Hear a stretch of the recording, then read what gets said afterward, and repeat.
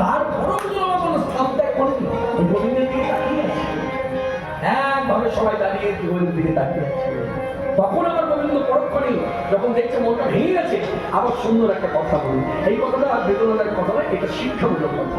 ব্রজগোবিন্দকে উপলক্ষ করে জগৎবাসকে শিক্ষা দিলেন। কি শিক্ষা?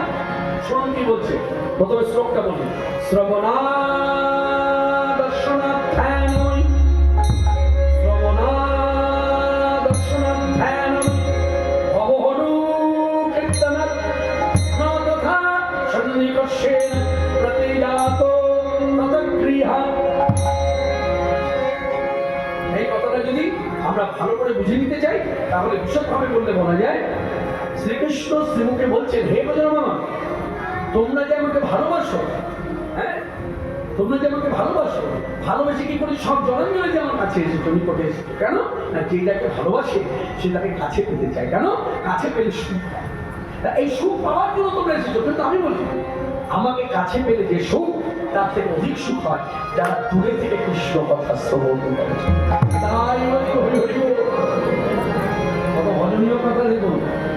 এই যে আমরা দূরে থেকে কৃষ্ণ কথা শ্রবণ করি, কৃষ্ণ শ্রীমুখে বলেছেন যে তার কাছে পৌঁছে তাকে জড়িয়ে ধরে বা তার কাছে গিয়ে যে সুখ, তার থেকে অধিক সুখ দূরে থেকে কৃষ্ণ কথা শোনা। এটা আমার কথা নয়, ভাগবতের কথা। আমি বহন করছি মাত্র। কথাগুলোকে মর্যাদা দেবেন, কথাগুলোর মান্যতা দেবেন, কথাগুলো আমি শুধু বহন করছি মাত্র। আমি বহন না করলে আপনারা শুনতে পাবেন না, তাই আমি কথাগুলো বলছি। তারপর কি বলেছে? দর্শনার ধ্যান। এখানে দুটো কথা একসঙ্গে জড়িয়ে আছে, ধ্যান আর দর্শন। বলছে, হে ব্রজমামা, আমাকে কাছে পেলে যে সুখ, তার থেকে অধিক সুখ হয় যারা ধ্যানের মধ্যে দিয়ে আমাকে দর্শন করে।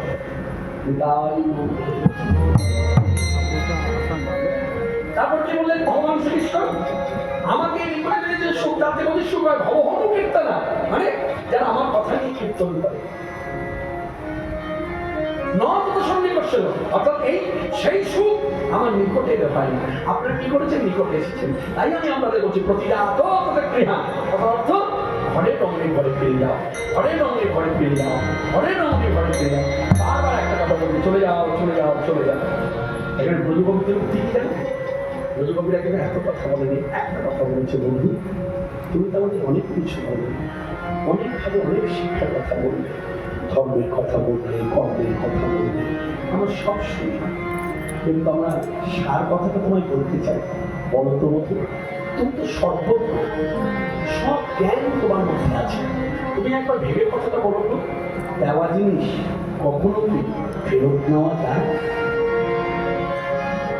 তুমি তো আমাদের চলে যেতে বলছো, হ্যাঁ, কিন্তু আমরা তোমাকে বলতে চাই, দেওয়া জিনিস কখনো ফেরত নেওয়া যায়? এই মায়েরা কি বলছেন, কি ভাবছেন বলুন? দেওয়া জিনিস ফেরত নেওয়া যায়? কতটা ভাবুন। এই যদি কাউকে দিয়ে থাকে, যেমন